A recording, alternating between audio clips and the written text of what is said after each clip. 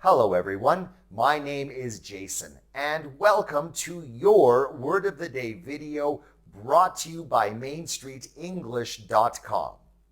In this Word of the Day video, we are going to learn about and use the noun potential. Potential.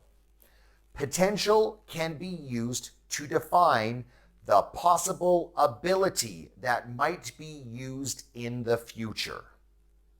Let's use potential in a few sentences.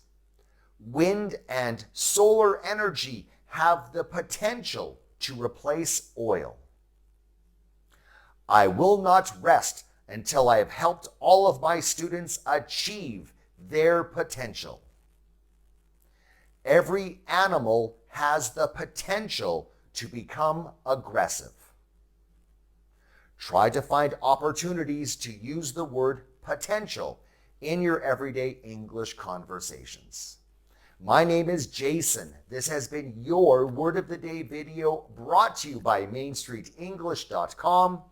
If you enjoyed this video, please like and subscribe to receive notifications of future English video lessons created by Main Street English.